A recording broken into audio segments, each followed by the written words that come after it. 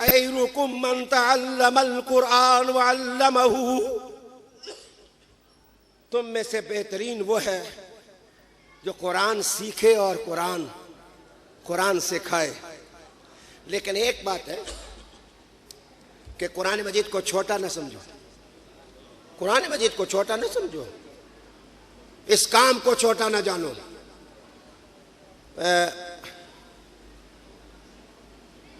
बुरा ना मनाए, मैंने एक फाजिल को देखा एक शहर की सब्जी मंडी में, उसने एक रेड़ी लगाई और वो माल्टे बेचने लग गया। तो मैंने उसके कहा कि आप तो फाजिल हैं कुरान के, आपने ये क्या काम शुरू किया कि फ्रूट बेचना शुरू कर दिया? तो कहने लगा कि मैं शाम को जिस वक्त रेड़ी समेटता हूँ तो 500-600 रुपया लेके जाता हूँ। मैंने उसको कहा कि सुन तो ये एक किस्सा सुनाऊँ। हमारे इलाके में एक पीर साहब होते थे, पीर साहब छोर शरीफ, 30 पारे दरूद शरीफ के लिखे। अय्यूब खान उनका मुरीद था। उसने एक बाग पूरे का पूरा अपने पीर साहब को नजराना दिया, जिसमें माल्टे लगे हुए थे, खुबानियों के दरख्त थे, लौकाटें लगी हुई थी। पीर साहब ने कुल्हाड़ा लिया और शाम को कहा अपने नौकरों को कि सारे बाग को काट दो, सारे दरख्त काट दो।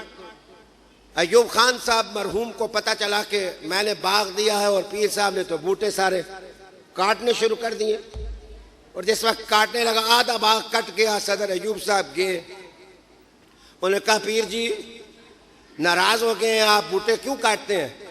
उन्होंने बोला अय्यूब इत्थे में और जे बूटे लासा, मैं और बूटे लासा, इतने माल्टे संतरे ये नहीं लगाता, इधर मैं कुछ और लगाऊंगा। उन्होंने फरमाया कि क्या लगाएंगे? उन्होंने फरमाया मैं इधर कुरान का मदरसा कायम करूंगा ना, मैं इधर कुरान का मदरसा कायम करूंगा। और फरमाया कि ऐसा मदरसा होगा कि यहाँ की लुकाटें तो सिर्फ दुनिया में पेट भरती हैं, लेकिन कुरान कब्र में भी काम आएगा और मैदान महशर में कुरान पढ़ने वालों को लेके सीधा जन्नत में चला जाएगा। रहमत आलम सल्लल्लाहु अलैहि वसल्लम ने फरमाया कि सिफारिशी होगा ये। उलमाए किराम मुकद्दर को सलाम तुम्हारे कि अल्लाह ताला ने हमें मुंतखब कर लिया है कुरान मजीद पढ़ाने के लिए, सीखने सिखाने के लिए। पीर हाशिम जान मुजद्दी साहब ये सिंध के एक पीर थे, उनके वालिद साहब रहमतुल्लाह अलैह, उनको जॉब मिलने के लिए जाता ना जो, वो कहता अस्सलाम वालेकुम पीर जी, कहते वालेकुम अस्सलाम व रहमतुल्लाह अलैहि व बरकातुहू। उन्होंने कहा कि अच्छा पहली बात है कि या तू मुझे कोई कुरान मजीद की आयत सुना दे या मैं तुझे कोई सुना दूं। एक काम कर, तो अगर कोई आलिम दीन होता तो वो सुना देता, वगरना वो खुद सुना देते। सुनाने के बाद कहते वो सोने हुण ये मजलिस और मेरा घर चमकेगा ना तो उसका नूर फरिश्ते भी देखेंगे ना। इसलिए कि रसूलुल्लाह सल्लल्लाहु अलैहि नबील करीम ने फरमाया जिस घर के अंदर, जिस झोंपड़ी के अंदर, जिस खेमे के अंदर, जिस मदर पर, जिस चट्टान पर, जिस वादी पर कोई कुरान खोल के पढ़ता है, वहां इतना नूर पैदा होता है कि आसमां वाले फरिश्ते झांक के देखते हैं कि जमीन पर कौन सा सूरज तुलू हुआ है। बताया जाता है कि ये सूरज की रोशनी नहीं, ये मुस्तफा के कुरान की रोशनी है ना, मुस्तफा के कुरान की रोशनी है। खैरुकुम मन तअल्लमल कुरान व अल्लमहू।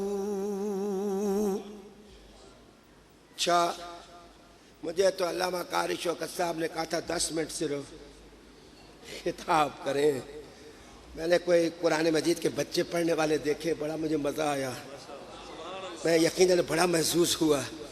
अल्लाह ताला इनकी वजह से हमारी कमर अच्छी कर दे, हमारा सफ़र अल्लाह ताला अच्छा कर दे। ये मेरे मुस्तफा के कुरान, आज पता नहीं किधर से बातें मुझे याद आ गई। कुरान पढ़ने वाले का मकाम बताऊँ। एक दफ़ा वज़ीराबाद में एक एसपी साहब, एसपी वो हमारे मदरसे के अंदर गया तो एक बच्चा कपड़े धो रहा था, कुरान मजीद का तालिब इल्म। वो कपड़े धोते धोते छींटे उड़े और उड़ने के बाद एसपी साहब की पेंट पर जा पड़े।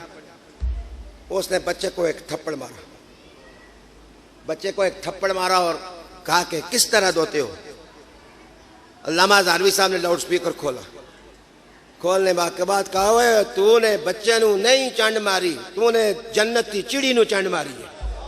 तूने मेरे बच्चे नू चंड मारदा तो मैं तेनू छड़ देना, लेकिन तूने जन्नत की चिड़िया का गला घोंटने की कोशिश की। आपने कहा कि जब तक इस एसपी को सस्पेंड नहीं करेंगे अब्दुल गफूर हज़ारवी अगला जुम्मा नहीं पढ़ाएगा। मेरे दोस्त, उनने फिर कहा कि ये जो कुरान पढ़ने वाले, ये जो आयात ज़बान से गुनगुनाने वाले, ये जो आयात इलाहिया के जलवे सीने में समाने वाले, ये जो बागो बहारा माहौल अपने दिल में उतारने वाले, ये जो ज़बान रसूल से महसूस होने वाले हैं, फरमाया कि ये क़यामत होगी तो रब कहेगा ओए हाफ़िज़ कुरान, कुरान पढ़ता जा और ऊपर चढ़ता जा। कुरान पढ़ता जा और ऊपर चढ़ता जा। बड़ा बड़ा दर्जा है कुरान हकीम का। लौ लगाओ इस किताबें रहमत से और दुआ करो अल्लाह खात्मा इस किताब पर करे। और ये भी अर्ज करूं, आज ये हदीस शरीफ पढ़ी, आज ही कहते हैं कि जिस वक्त हंगामा मैशर होगा, हंगामा मैशर बपा होगा, तो अल्लाह ताला फरमाएंगे कि लोहे महफूज, ओ लोहे महफूज, तौरात कहाँ है? लोहे महफूज जवाब देगी कि तौरात जिब्राइल ले गए। जिब्राइल को रब आवाज देगा, जिब्राइल तौरात कहाँ छोड़ी? वो कहेंगे मैंने मूसा को दे दी। रब मूसा को आवाज मारेगा, मूसा इधर आ, तौरात किधर है? उन्होंने कहा रब जी मैंने जिनको पहुंचानी थी पहुंचा दी। फरमाया कि क्या उन्होंने कबूल की? फरमाया कि वो कबूल न कर सके। कहा पढ़ सकता है? कहते हैं मैदान मैशर में मूसा अलैहिस्सलाम तौरात पढ़ेंगे और कुछ पढ़ेंगे, रब कहेगा रुक जा मूसा। फिर लोहे महफूज को पूछा जाएगा कुरान किधर है? फरमाया जिब्राइल से पूछें।